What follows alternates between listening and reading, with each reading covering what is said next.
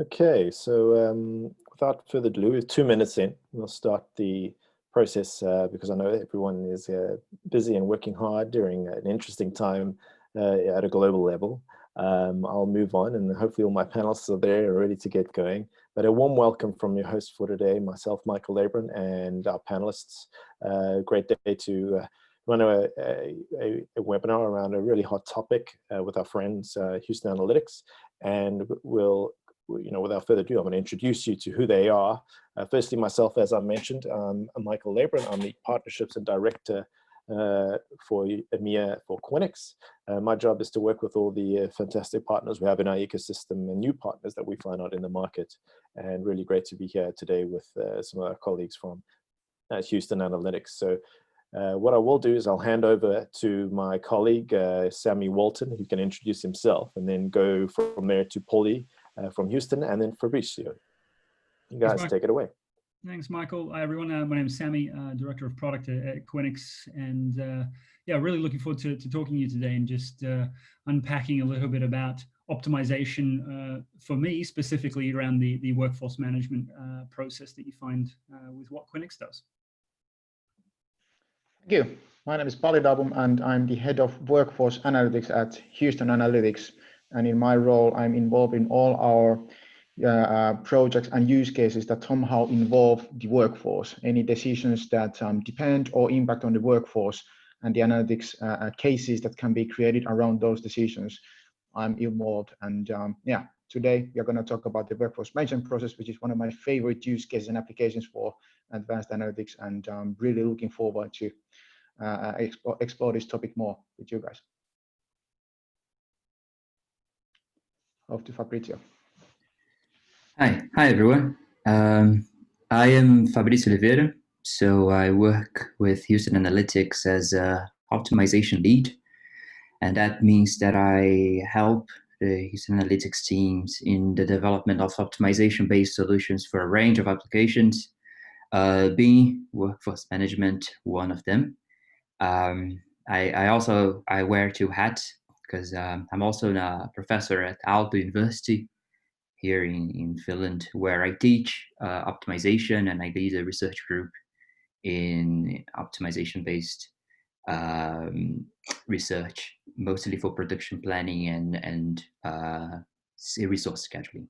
So yeah, I'm very excited to be with you here today. Fantastic. So welcome panelists, and let's move on. We've got a quickly signed up roster of different people from different businesses. We welcome all of you. Really look forward to the topic today. And I will move on to the next slide just to describe the agenda. So as we said, we've covered some of the introduction and welcome remarks. We will have a brief introduction to Quinyx and Houston Analytics as separate businesses, and a bit of a background as to who they are, what they are, and some interesting anecdotal stories. We'll then unbox optimization with Sammy, and from there move into predictive to prescriptive with the Houston Analytics team, and how we can add intelligence to the workforce management process. So looking forward to covering all those points with you today, and without further ado, let's move on. But before we get into the actual needs of the webinar, let's just discuss how we can handle Q&A. There is a little folder at the bottom of your screens where you'll see Q&A or questions and answers being able to log in. We will also have a poll set up as well that may pop up on your screens if you feel like answering it. But from the Q&A purposes, just drop your questions in the Q&A folder, and we'll take it from there. We will most likely pocket most of the questions for later on in the webinar. Just so we can get through the content and give ourselves as much time as possible. But if you have a question and it pops up during the process, please drop it in there, and we'll help facilitate the asking of the question to the panelists after the question has been asked. So workforce management optimization beyond AI is our topic for today, and the topic's covered by two pretty cool companies, one being Quinyx, where I work with, and the other Houston Analytics. But we'll hand over to Houston Analytics for a general background and introduction to who they are and what they do. And Paulie, if you would do me a favor, tell that story about the name. I think it's a lovely story about how you guys came up with the name Houston Analytics. Yeah, our founders, so they had to come up with something name that would be recognizable and memorable, and then they were thinking of let's aim to America and think of some big cool cities that are out there. Boston was already taking, so Boston Consulting couldn't take that. Houston happened to be available, and then they came up with this cool story back into the times when the space race was happening, and United States was aiming for space, and then all that communication between the astronauts in space and then the office in Houston. And when they had this Houston, we have a problem, then the guys in the ground had then the solutions. So that's the same analogy that we like to discuss with our clients. So when our clients have some problems, Houston Analytics is the one who is up to the challenge and solve sometimes the unsolvable problems of being the pioneers doing something great. So we love pushing the limits when it comes to state-of-the-art analytics, forecasting, optimization, and are really passionate about not necessarily the technology, those are just tools or means to an end, but really applying this intelligence to various business processes, whether that being forecasting or doing predictive maintenance, or adding intelligence to marketing processes, or workforce management that we are going to address today. So we partner with several domain experts in their fields, and together co-create these solutions that are able to push the bar above and beyond what is known today. Thank you, Paulie. Good to hear about that. Great to hear about the background and your progress. I'll hand over to my colleague, Sammy Walton, and I'll probably do this one with him. And we'll discuss a little bit about Quinyx. So Sammy, you can back me up here. Our founder was the gentleman you see on the screen there named Eric Fjellberg. And basically, he was flipping burgers at McDonald's and realized that if he wants to change his shift or manage his shift, there's got to be a better way to do this. And he founded a company called Quinyx, which was built around McDonald's and requirements there, and then moved on to other burger companies and then pizza companies, and grew from there to become what is now regarded as one of the most recognized and best of breed workforce management solutions around. We've grown from strength to strength. We're available on all devices as a cloud solution. And, you know, I work with great colleagues like Sammy Walton. And Sammy, I don't know if you have any more juice to add to our story, but I think that's a pretty good intro. If there's anything else you'd like to add.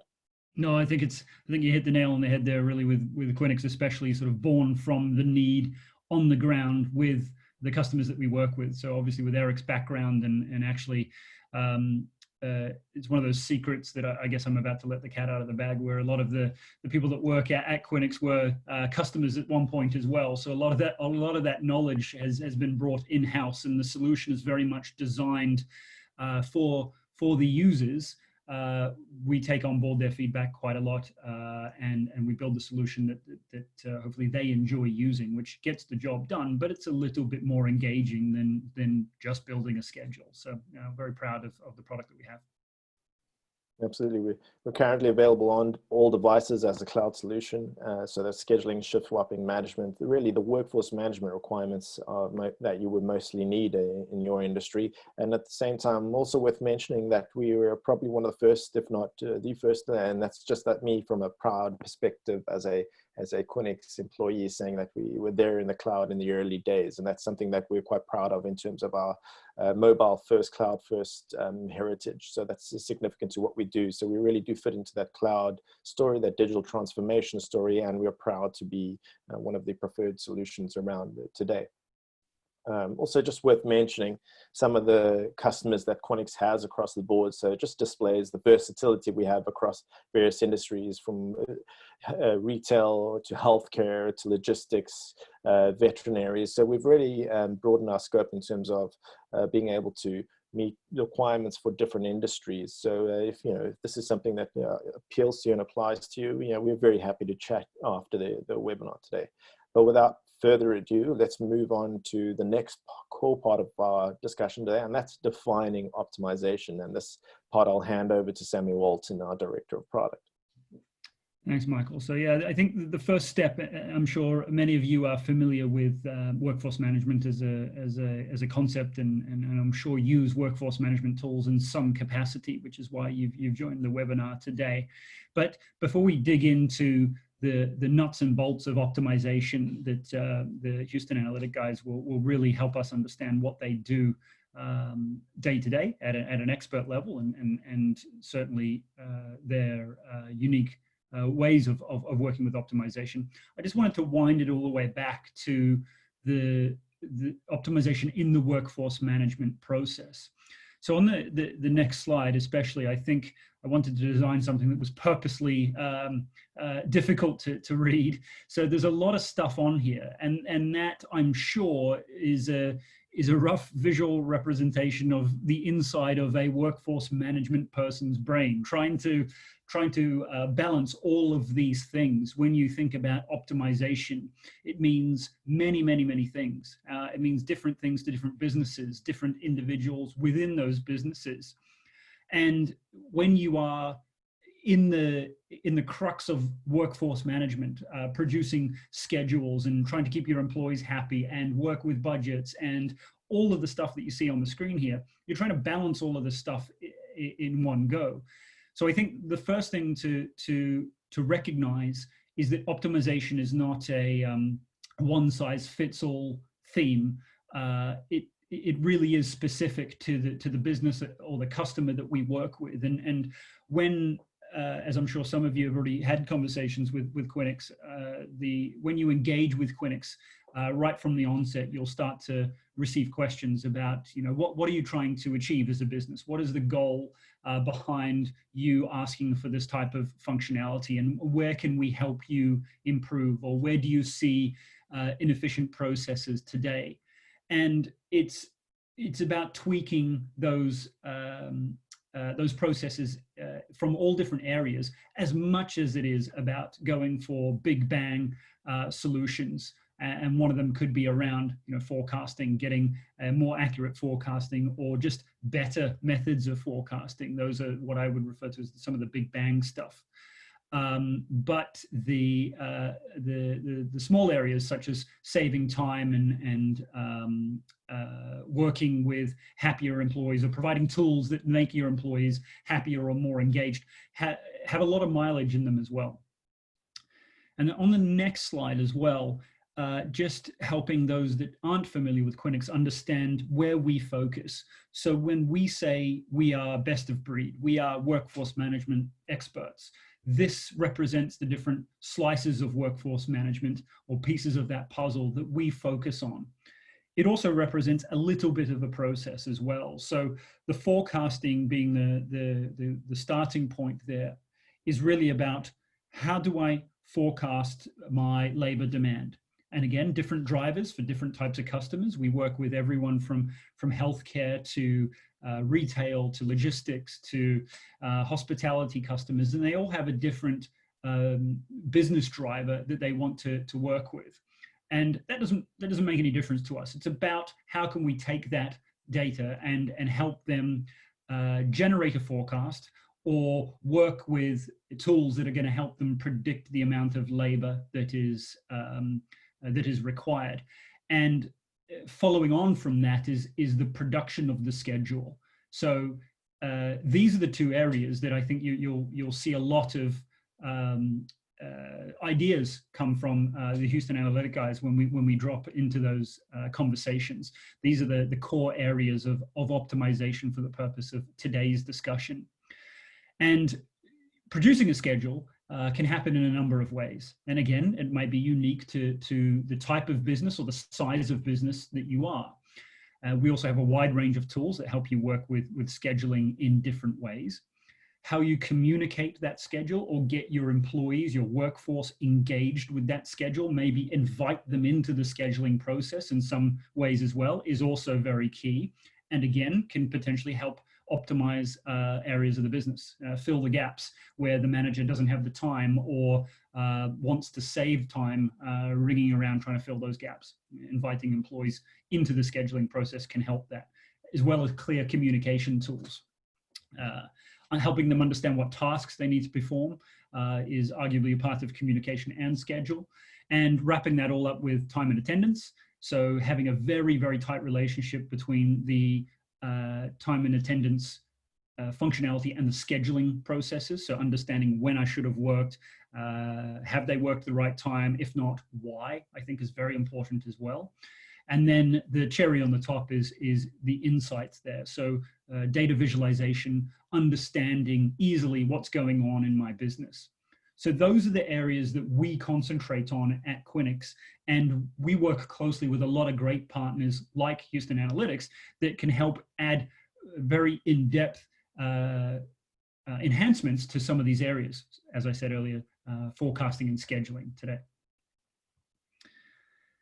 And the next slide is where I want to hone in a little bit and help you as recipients of this information understand where we see the two companies working together, so that you can help piece the puzzles, piece the pieces of the puzzle together. So on one side, you've got the employee engagement. It's all the stuff we just spoke about there, the mobile first element, some of the functionality you see about performing pulse surveys, an easy to use tool that is got a great UI on it that is easily understandable and adopted by the wider organization. All of those things count to engagement as much as functionality, like inviting the employees into the scheduling process and having easy to use tools. And the other side, you've got those business optimization areas or goals, right? They could be compliance, they could be centered around forecasting. Automation is a big piece of that. So really anything that can help automate processes can lead to better optimization workflows and help you achieve those goals. But in the middle is where all the magic happens. That's the holy grail of workforce management. If you can combine tools and capabilities to meet your goals, whatever they may be, as well as keep your employees, your workforce, your schedulers engaged, you're in a fantastic place, a great launch pad to move forward with even more and more workforce management themes, functions, and technology. So that's really where we focus. And today, to make it very simple, you've got Houston Analytics on the optimization side, and Quinyx really on the engagement side. We are the tool that people are using day to day. They don't need to worry about this hugely powerful, dare I say, complex, but this immensely powerful engine going on in the background is simplified for those that just need the end result through the Quinyx platform. The next slide is really honing into the types of interfaces that I was just alluding to there. So really taking all of that powerful data, all of that information, all of those business drivers, all of those optimization goals, and presenting it to those that are using something like Quinyx in a very easy to digest way. And I'm sure many of you, again, have seen some of the screenshots, videos, demonstrations even of the Quinyx platform. And it is designed to be exactly that, wrap up all of those rules into a place where someone like the schedule manager can very easily understand, where do I need to focus my efforts today? Where am I overmanned, undermanned? What is my forecast telling me? Not all of those people need to understand how the forecast has been generated, or in some cases, why it is the way it is. But Quinyx can really help them understand where they need to focus their effort on a day-to-day basis, potentially even beyond that day-to-day basis. The other slide, this one, is then drilling down into labor forecasting. So again, this may be known to all of you on the call. I don't want to assume that. So when we talk about labor forecasting, what is it that we mean? What are we talking about? Well, it is the first step in that workforce management process, especially the workforce optimization process. So this is the foundation of everything that happens beyond that. I'm sure that some of you may have joined other Quinyx webinars, and you've seen many slides that we put forth saying that forecasting, a good forecast is a good launch pad, a solid foundation to the rest of that workforce management process. And this needs to occur before any scheduling, any planning of who is going to work when. This is that step that happens before all of that. And we can look at how demand is predicted based on a number of ways, but it could be utilizing things like labor standards or business specific rules or a myriad of other things that I'm sure some of the Houston guys will get into. But really the output is what is my required labor type or head count for any required interval, right? For 15 minutes, for an hour, for a day, for a month. Can even be used in capacity planning long term. What do I need to plan for hiring, or what is my forecast predicted to be, a years down the track, granted at a very high level. And once you've got that process, once you've generated that forecast with those rules to work out, okay, this is what my the forecast of my business drivers are going to be, I can then create schedules to meet that demand and then assign them to individuals. Now there are different businesses that might do this process slightly differently, but if we're talking about meeting business optimization goals, those steps really should be broken out in that way. So build me a schedule to meet my business goal, not build me a schedule to fill the hours of my employees necessarily. If that is your business optimization goal, to fill those hours, great. But usually there's an imbalance between the types of contracts I have people on, the amount of hours that people get scheduled to work versus what the business is trying to achieve, right? We want to ensure that the peak of your labor meets the peak of your business demand in a day or in a week or whatever that might be. Once you've got that forecast, you've got that schedule, you're then assigning it to those employees with the right skills at the right time to fill that. So in a nutshell, when we talk about labor forecasting, it's that building up of that process. The next slide is one, again, I'm sure you've seen this many times, and this, if you've joined Quinyx webinars before, this is my favorite slide, so I like to flash it around as much as I can, but this is really that representation of what I was just talking about there. A good foundation is your forecast. You need that. Then you build out the optimal staffing, the scheduling, you assign the shifts. And then when we talk big picture about optimization, especially at Quinyx, we look at things like smart assistants. How can we throw the Siri or Alexa type of things into a workforce management solution that can learn from your behaviors, that can predict things short-term, long-term, and provide suggestions to you. And that is the holy grail of taking all of this optimization stuff and presenting it to you. Hey, I think that this is going to happen at the end of the week. Sales in your area, in businesses of your type, have increased by 10% over the past couple of days. You should think about adding some more labor to deal with that influx of demand. Those are the types of things that we might want to see in the future as well, to really help our customers out.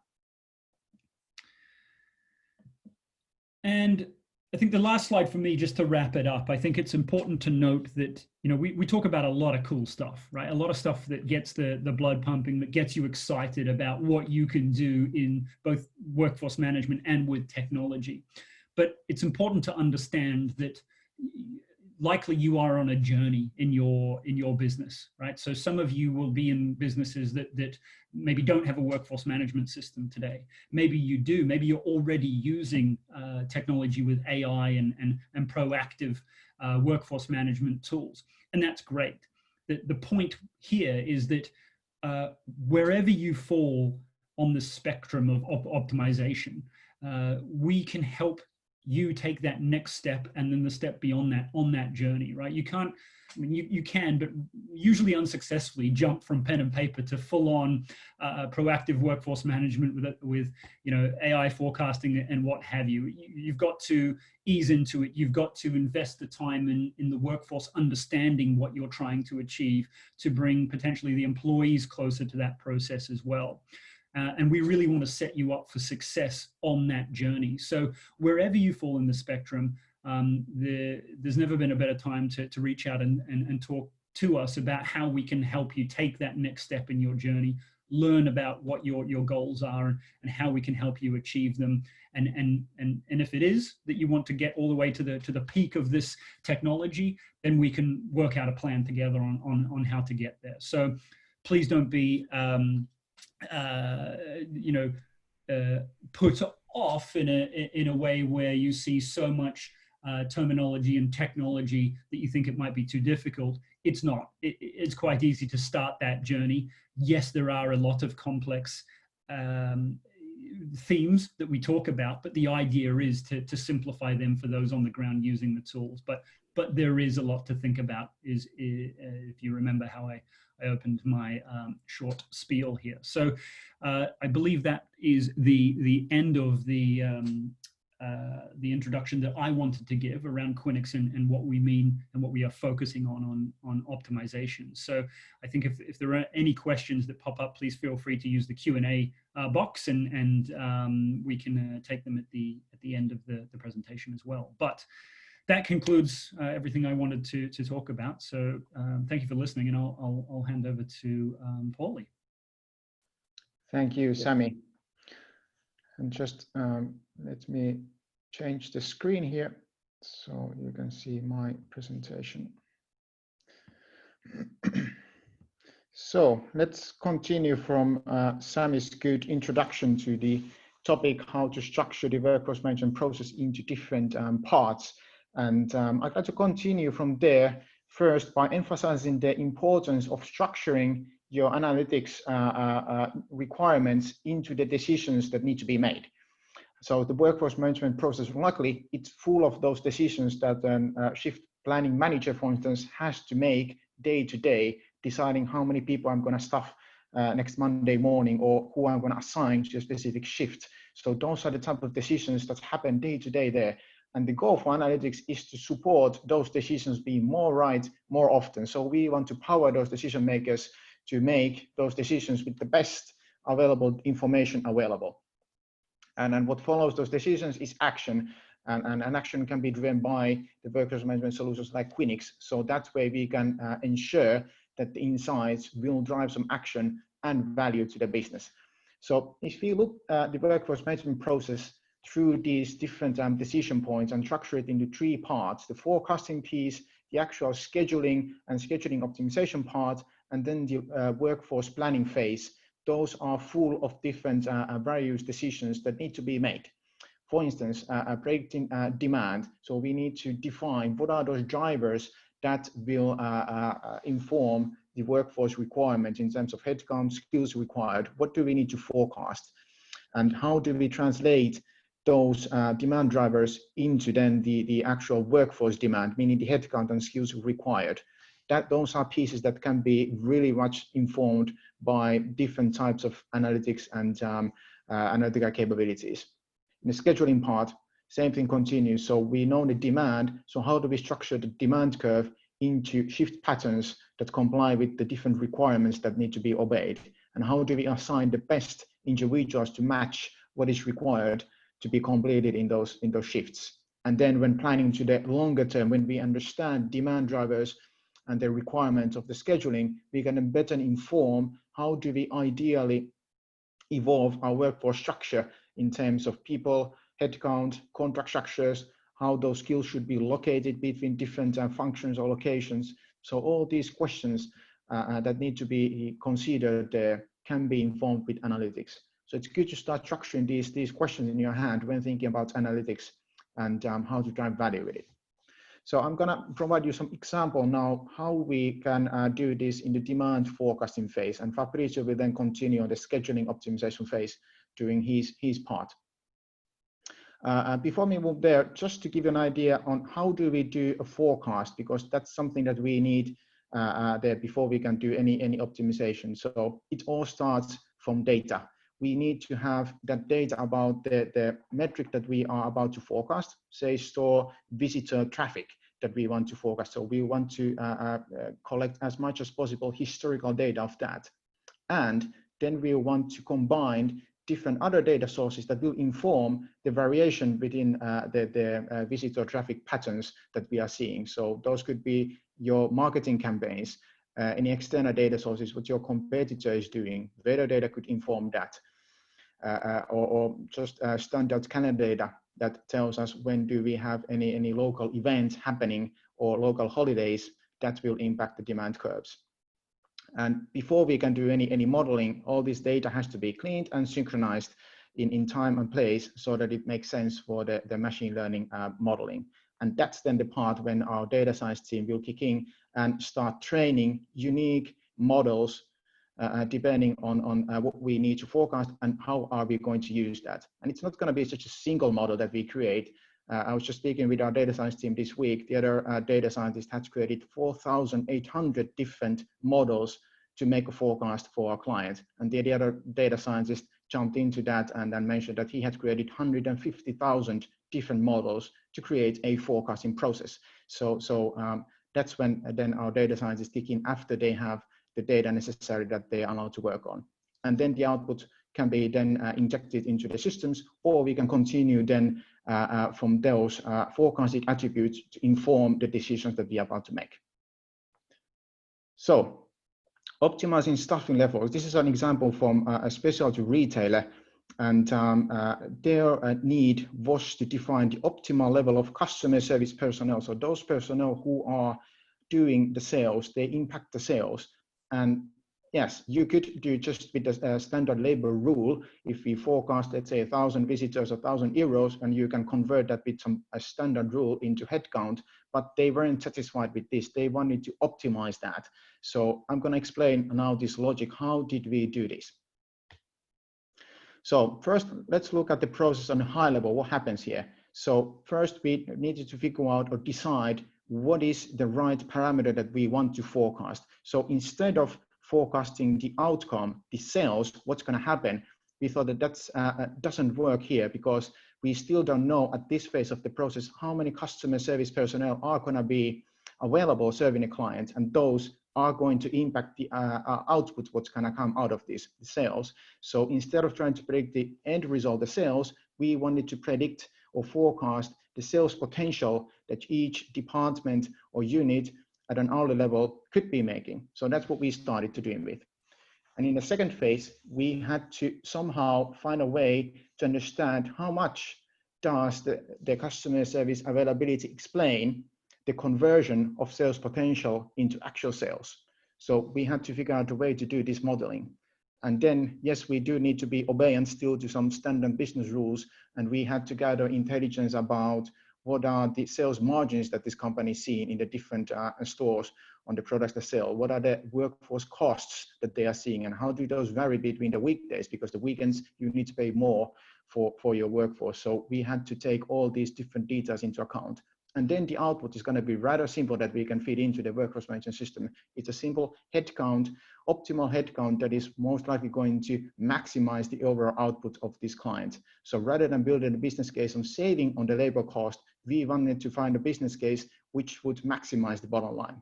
So let's walk through these steps next. How did we do this? So demand forecasting. So here, the actual parameter that we first forecasted was customer traffic. So that we can assume that creates certain sales potential, how many customers are coming in. But that alone is not enough. So we need to figure out how to understand the potential that the customer flow is bringing to the store. So first, we created the forecast modules to predict the customer flows. And then on the second phase, we, by analyzing the historical data, we created fairly good estimates on the sales potentials that they could be seeing on a department level in this store. And the output then combines these two steps and creates as that sales potential. So how does that look? This shows the simple forecast for visitors, how it compares to the, or how the prediction compares to the actual amounts that they were seeing. So we were compared to the historical data as we were training the models. And this is how it looks on an hourly level. So we were fairly good at capturing those demand variation based on the data that we'll be able to inform this variation with. And then the sales potential, so this purplish color describes the potential sales that they could be making based on this model, and then the observed sales that they were making in the history. So now the question is that, are those levels or observed levels of sales that they were seeing, are those optimal, or would there be some opportunity to still make some profitable sales by better staffing the stores? So that's what we need to figure out on the second phase. So again, theoretical point of view, the customer service availability and quality in their part will explain the conversion of sales potential into actual sales. So of course, right pricing or having the right products or right sizes, if you're selling some winter jackets, for instance, those are going to impact the conversion as well. But the customer service availability in this case does explain what the end result is going to be. So that's what we wanted to quantify for the purposes of the workforce management process. How we do that? So we know from history how much sales they were making. We took for their historical staffing data as well as the store footfall data that they had been seeing. And by putting these data sets together, we're able to quantify the relationship of these different parameters. And it's good to point out here that the relationship is not linear. So it means that each extra salesperson that they put there, their ability to convert more sales will slightly diminish. So, and at some point, adding any extra people, you won't be seeing any extra results. And this curve, it does vary by department. It does vary depending on the time of the day that we are looking because of the different demographics that are visiting the store. So all these will vary, but we created these at scale. Again, a real life example here, one demand curve or sales potential curve that describes how much sales potential they are able to capture depending on the amount of salespeople that they have been assigning there. And now we can see that on the high end, the sales per labor hour is low, and there's the obvious risk of overstuffing. They are losing money by having too many sales personnel there. But at the bottom there, you are seeing really high sales per labor hour metrics, but then there's the obvious risk that they are missing some sales potential. The customers are leaving empty-handed, and in the worst case scenario, they won't return back. But the goal for optimization here is to figure out what is the ideal staffing level based on the forecasted attributes and understanding these impact and how does that vary between different locations, times of the day or seasons, and always have the ideal headcount of customer service personnel available in the store. And that can be done after we add then the last pieces of information to this equation is to understand the sales margins, how they are making money, and what are the different workforce costs, and of course different rules that we need to obey about minimum maximum staffing that are still compliant. And all this put together with the previous parts will provide then the optimal scheduling that will help them to maximize the results. And we did some simulation with them as we knew that how their stores were behaving in the history. And before we started any pilots, we did simulate the results with them, that how much more sales or more profits they could be making if they were able to stuff their stores at an ideal level based on the model. So these are the results that we were seeing for this specific retailer. So really significant results that can be achieved. Of course, in reality, then how well are you able to follow those recommendations? Is your workforce contracted optimally that you're able to follow that forecasted curve? Those are then the questions that need to be worked out, of course, but really, really promising results that we were seeing here. But this is just the beginning of the forecasting piece. And next, I'm going to pass it over to Fabrizio, who is going to talk about the scheduling part that follows this part then, and how does optimization play part in that phase of the workforce management process. Fabrizio, over to you. Yes. So if you, yes, I'll just carry on from here so I can synchronize what I'm saying with what I'm showing you. So, hello, hi everyone. Good, hope you can hear me well. So yeah, so now taking over is to have a look now at the optimization part behind the scheduling. So I'll try to keep my message short and sweet, so we have plenty of time to have a discussion at the end. So yeah, I'm just a bit conscious of my time here, but I think it will be okay. So so a point I wanted to bring, and that's kind of what motivates the talk, was this logic of being beyond AI, right? And when I'm saying beyond AI, what I'm actually trying to say is that prediction, it's a lot of work. It involves a lot of effort, but it's just the beginning of the story. You cannot, there is a tendency of overloading prediction power with the idea that we can predict on how to make decisions. And that, let me just say from here that that's not exactly a perfect idea all the time. So, well, exhibit A could be the situation we are right now. If you were predicting, use a predictor to tell us what to do exactly in terms of decision, considering what we had in the past, this predictor would be absolutely off context.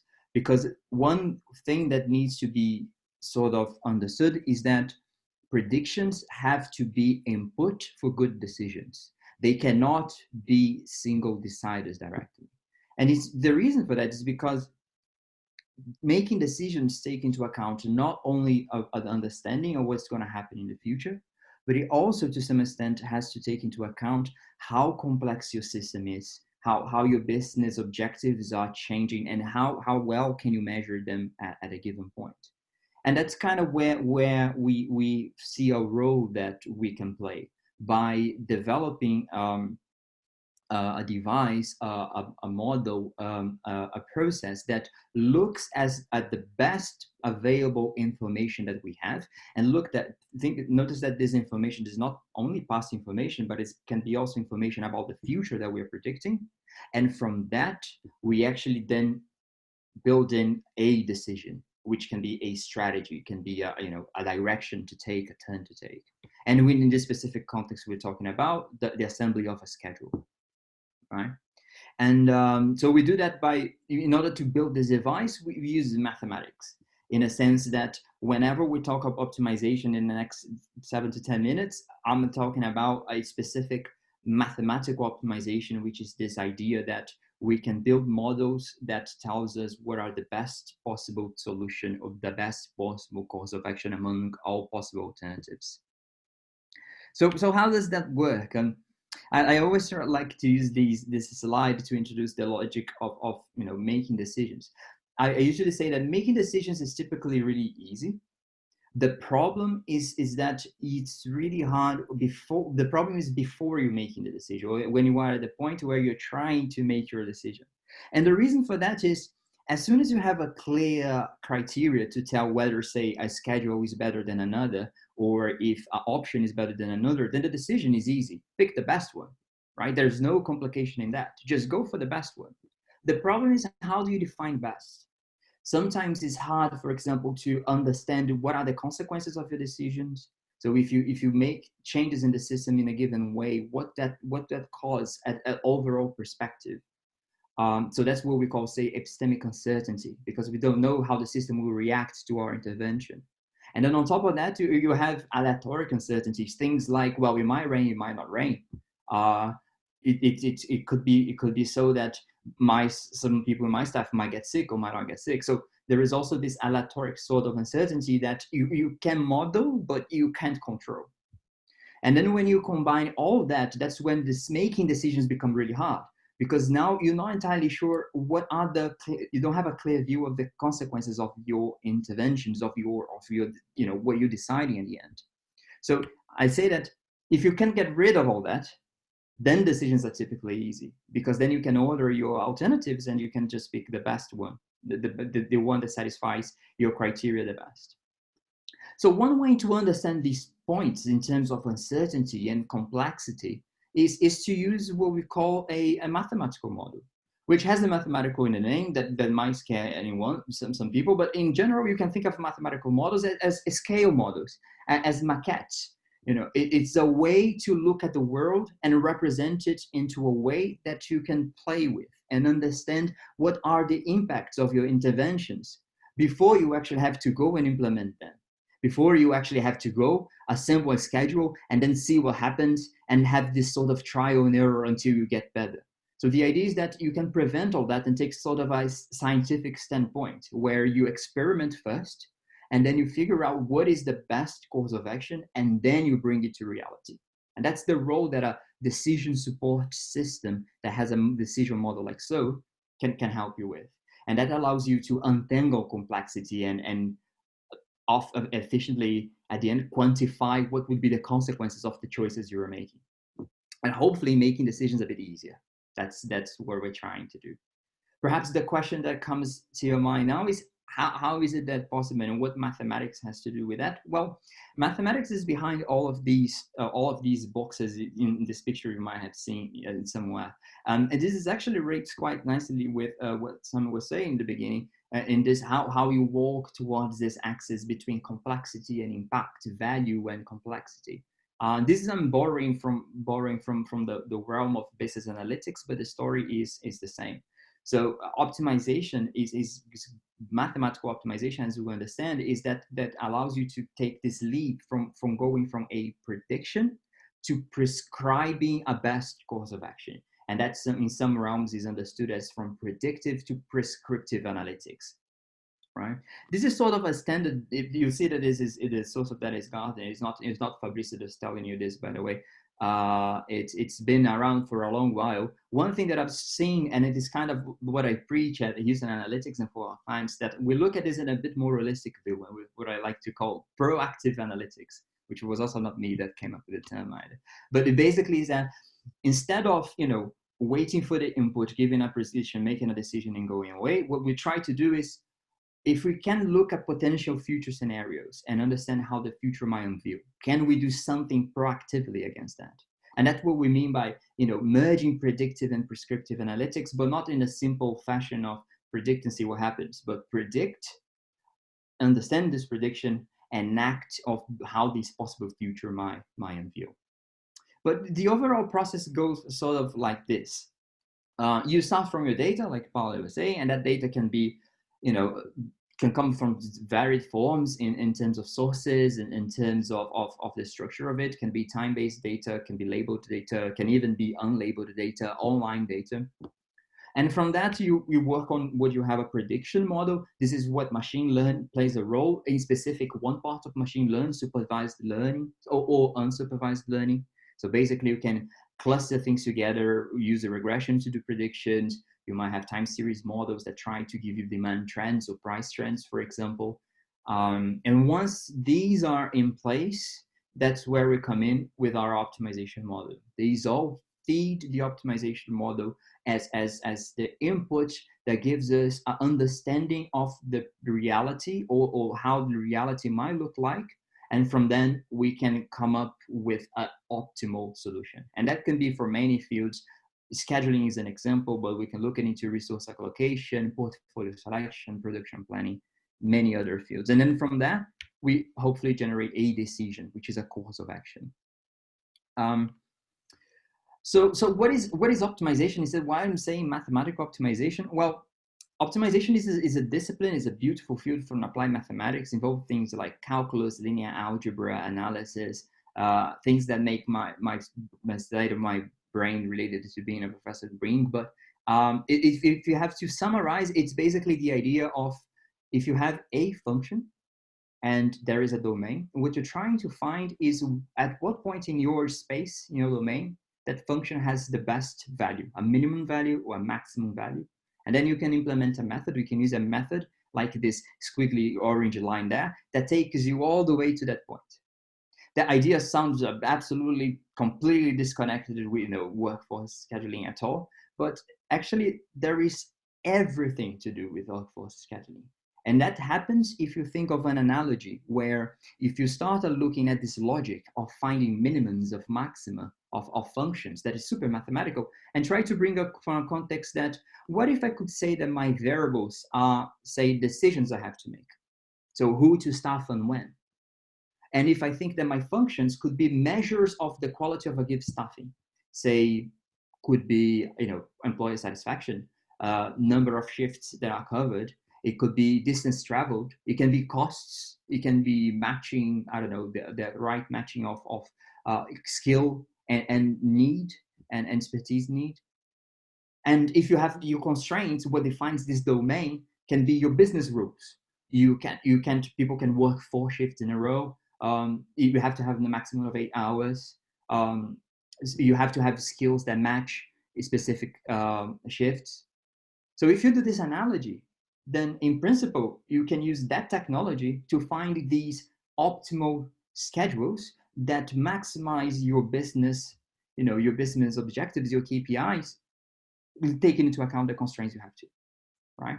And that's basically what is behind optimization. I had this as more example here that I was just gonna, if I had more time, I'll go for it. But just to give you this example, that is this carpenter that is making tables and chairs and trying to decide what is the optimal production targets of tables and chairs. What we do, we represent the model, this problem, as a mathematical model. And I had to have some equations because I'm a professor, but we don't have to worry about them at all. What I'm trying to say is that once we do that, we are ready to look at all the space of all possible production schedules or production plans in terms of numbers and tables and chairs, and find that maximizes the carpenter's profit. And that is possible. We don't have to, this is not rocket science at all, by the way. You can do that with tools that have been in market for 20, 30 years and excel in finding these optimal solutions. So this is how we look at these problems. We try to look what are the independent decisions that we have to make. And once we map all the decisions and how they are connected, we map what are the rules that we have to obey. These efficiently define the constraints that we have to enforce. And of course, on top of that, we define how we measure quality of a solution, how we evaluate the quality of a solution. And with that in hand, we can then go on and use CPLEX as a solver engine to find us in this space of possible solutions. One thing to bear in mind, the question you're probably asking yourself now is why is it so that why is not that everyone does that now? Why is it so that it's still such a mystic almost sort of terms? Well, there are basically two problems associated with that. It requires expertise to write to the right models that correctly model your problem. So that's one. And another one is that there are challenges. It doesn't mean just because you can do it doesn't mean that it's easy, right? There is something that we call the curse of dimensionality, which basically means that even if you could search for these solutions, it would take you an incredible amount of time to actually be able to find optimal solutions. And that comes from the fact that there are so many combinations in terms of who can do what and when, that it's basically infeasible to try to search for them all. But surprisingly enough, we can still do this sort of rather efficiently using optimization. And perhaps the reason for that is something that is related with, well, expertise, that's one. But the other point here is also technological development. So showing you just a picture that summarizes the last 10 years of evolution of CPLEX in terms of its performance. You can see that there is speed ups there of the order of 5 to 10 sometimes faster, which allows us then to get to these solutions. Just to wrap up then, I just had a very small example. I think I can wrap that in 1 minute, but basically to tell you the following. So in terms of optimal schedules, that would be sort of an object representing where we would start from. So this picture is representing the optimal staffing levels for a different chain of restaurants, and basically how many people you need with the specialty for an example we put together for this. And this would be our starting point, which from that would allow us to say, build a schedule that can look like that, satisfying business legislation, workforce skill, and so on and so forth. But another possible schedule could be just this one. And they also satisfy all the rules. The point here is that, because of limited human cognition, we can't really tell what is different between these two in terms of quality. And that's where optimization plays a role. Because what I didn't say is that to get those schedules, I got one first, just giving the rules and finding a feasible solution. And I prepared the other schedule. Now I'm looking into optimizing something. So I'm finding within all the possible schedules, the optimal one. And what is optimal in that sense? Well, I just made this little association that I can have my staff telling that what is at that moment, what will be their perfect shift in terms of skill and in terms of time, right? And then with that, they could give a correct order of preference. 1, green is good, red, 3 is bad. And we'll try from that, using the employee satisfaction idea, try to see if we can maximize that. And using that as a KPI to guide us, then what we can get is this. So this was how the first schedule was looking like in terms of employee satisfaction, because I was not optimizing for it. And at the bottom here is how my schedule looks if I have a target for optimizing. So two, in principle, similar schedules, but with a world of difference apart. And with optimization, that's where you can get at the bottom here. I'm going to stop here because I'm conscious of the time, and I'm going to at least some time for questions. So I'm going to hand up back to the guys at Quinyx. Thank you, Fabrizio. Thank you. And just to do that, I'll share my screen.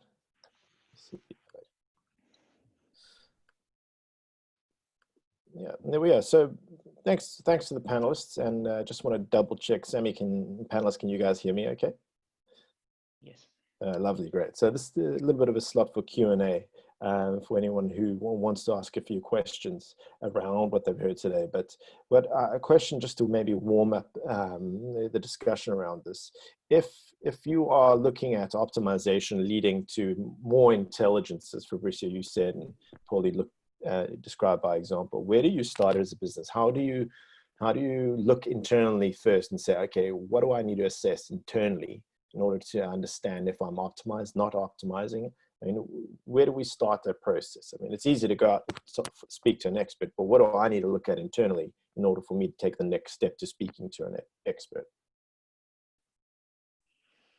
Yeah, so of course we need to understand what are we trying to achieve first. So many of these things that we were showing in Fabrizio, there's a wealth of data where we gather that intelligence. So we need to assess then what would we wanting to achieve here, and then find what is reasonable that we can achieve today with the current data sets, and then inform how a workforce management process, for instance, how do we need to improve that process in terms of what information that process is generating, or call to our colleagues at marketing that if their marketing campaign data is not up to date, that we are not able to use those to inform our forecasting processes. So we need to start gathering the understanding of where we are aiming at, where we are today, and what is the feasible approach, how we could start pushing the bar above where we are today. So really practical terms of assessing where we are and where are we aiming to go. Okay, great. And in that sense, and I just realized my video is a little bit off. So in that sense, how have you guys as panelists experienced in the past? What do you, when you see clients and what they're wanting to do, what is their current setup? What are the obvious gaps that you see are missing on a day-to-day basis that maybe they can, as a takeaway from this discussion, say, wow, I better go look into that. What are the starting blocks, the fundamentals that are often missing? I mean, we've got some clients that are on a more advanced end of the spectrum, and then you've got guys that, hang on, what do I need to take away from here and go actually apply in a real world scenario? What would you be, what gaps have you spotted in the market?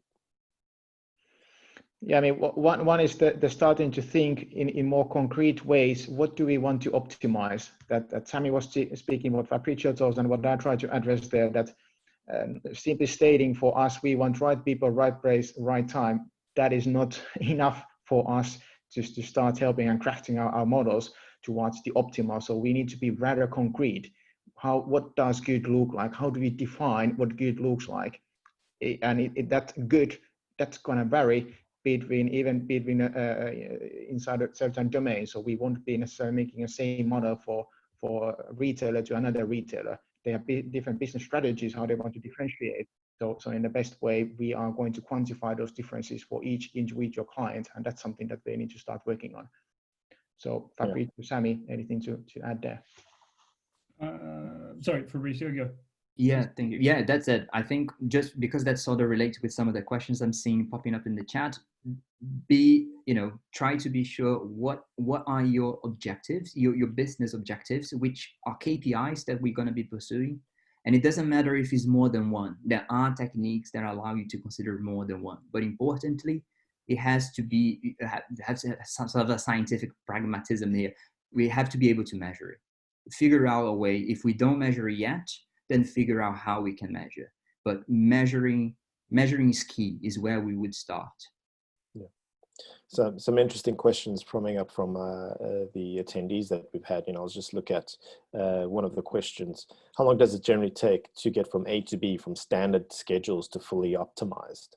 You know, what do you think? I'm going to start with Sammy, and then we'll work our way around, because Sammy, you use a lot of standardized schedules.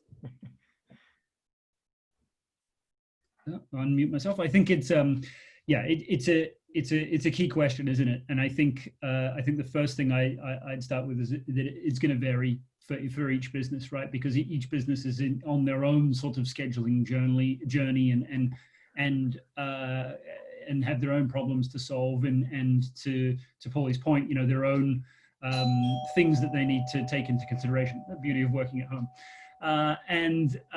so I think it's, you know, it can be quite quickly. It can be over a period of time, months, but potentially, I don't want to say years, but it depends on the business itself, I think. And, you know, are they open to change? Can they adapt to change? Can they perform change management? Do they have the right tools in place? You know, all these things. Do they have the right technology to get the data to what they want to achieve? So from a Quinyx perspective, it's pretty easy and pretty quick, and we have tools built into the solution to both do, you know, that standard schedules, that sort of templates or one-off changes, all the way through to automating a schedule based on some of the optimization pieces that either Quinyx is producing or companies like Houston Analytics are passing over. But I think the more interesting part of that question is probably, you know, I'll let the Fabrizio and Paulie answer that, is probably, you know, let's assume you've got the right kind of data, and you know what your optimization goal is how long is that going to take me to enforce that optimization process? Yeah, maybe Fabrizio, if everything is given to you, to your team, how long do you assess that if everything is in place? Is it a matter of weeks, months? How much you envision that doing that optimization model would take? In an ideal world, weeks. But, you know, my experience, a couple months. So basically, we have done in the past quite a few of these proof of concepts where we'll build the model from scratch just to show results. And that's what I have in mind. It's a quarter project, maybe 3 months. That's something that comes to my mind. And they don't tend to vary. The problem or the challenge is when the client, you know, you don't have this ideal sort of setting, which is kind of the most common case. So you kind of have to work together first to iron out the information you have, make sure what are your priorities, what are actually objectives, and what are constraints. This is sometimes really hard to separate things that it would be nice if I could optimize for, and things that I need to optimize for. And how do I measure them? So that's a great part of it, and I think it's really fun when we have to get to build these together with the client. But that might take a bit longer. But, you know, ballpark months. We're talking about maybe 3 to 6 months. You have a proof of concept up and running to try out.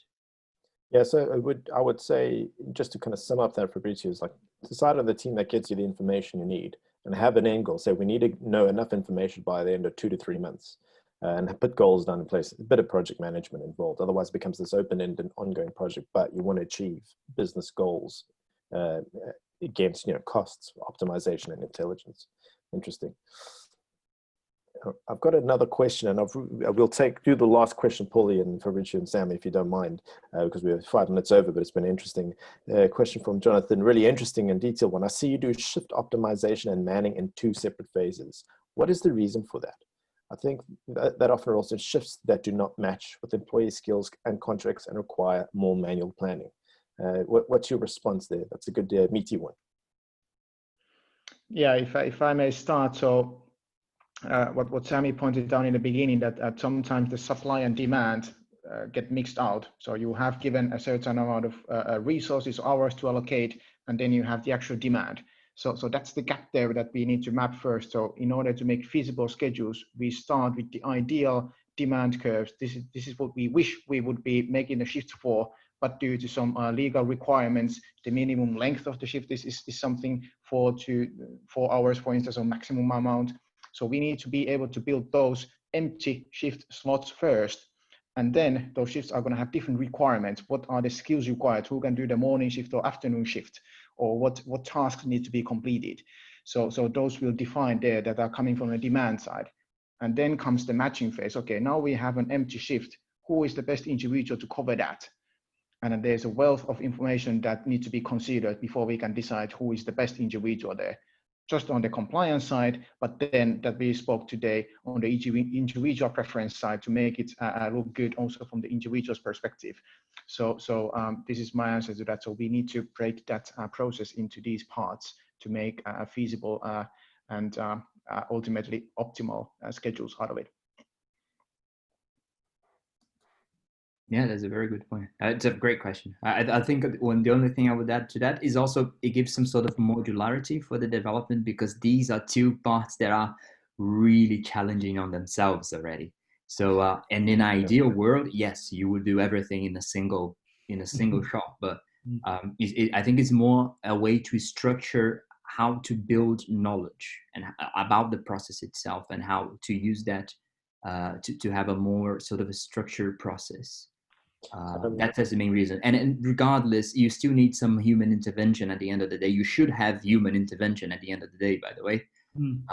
And that's a good point for it. I mean, that allows for customization with things that models can't, human aspects and models can't really represent.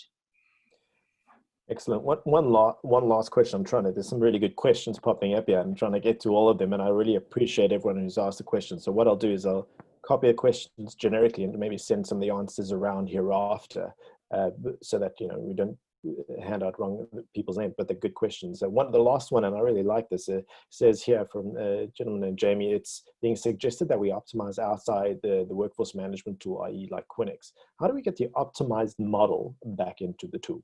I.e., how do you work between what a Houston does and then what is the interface, the end client solution, so that it's optimized, that it's not complicated? And maybe I can start with that one, and I'll cue the Houston guys back in as well. And I think that the first thing that I'd like to say is that it's not an uncommon approach. Workforce management tools will only ever do so much of the process. Remember that the tool is designed to be, I don't want to say a one-size-fits-all, but most workforce management solutions are built to sell to multiple types of customers, sizes, geographies, verticals, industries, all that kind of stuff. So they're going to go towards the 80%. They're never going to do everything for everyone. So it's fairly common. And a tool like Quinyx, which is designed to be best of breed, works absolutely best when it's connected to other systems, like HR, like payroll, like all that kind of stuff. And often those systems are tools that have a part to play in the forecasting or optimization processes. They could be external algorithms, they could be, footfall systems, point of sale, anything where the data comes from. So the first point around that is really that a tool like Quinyx is absolutely designed to receive that information. So they come in, without getting too technical, over our APIs, and in some cases have a very tight integration with the solutions or the partners that we work with. So it's actually all just managed from within the user interfaces. So it is a very seamless approach, and those that are using Quinyx don't, for all intents and purposes, don't know any different. They just see it as the data presented in Quinyx. But so from us, it's a very easy, very common process to take place. The short answer is a technical integration is how that data comes. But I'm sure that the guys at Houston would like to chip in there as well. Yeah, I was hoping to share this last slide. I don't know if you can see it, but this really explains that all this intelligence that me and Fabrizio were discussing, this all happens behind the scenes, sort of. So all these optimization engines and forecasting processes, they are run behind the scenes, and Quinyx is the interface for us that is that easy to use interface for those who are working around the workforce management process. But all this added intelligence, that's something that the end user won't necessarily even notice that it's happening behind. When they press auto-man my shifts, you can just simply select from Quinyx's interface which optimization model or algorithm you are wishing to use, and you can simply select Houston's version from there. Yeah, great answer. I think we will draw it to a close there. We went over time, but I think there's some really relevant questions, and I'll summarize those questions in a Jerry capacity and circulate that in our reach out after to all the attendees. Thank you very much to the panelists who came in today. I think it was incredibly insightful around a complex but also highly relevant topic. Thanks to all the attendees, the questions, your time for today, and we'll draw it to a close now, and hopefully we will be engaging with you in the future. Thank you very much for joining us, and have a great day. Thanks, everyone. Thank you.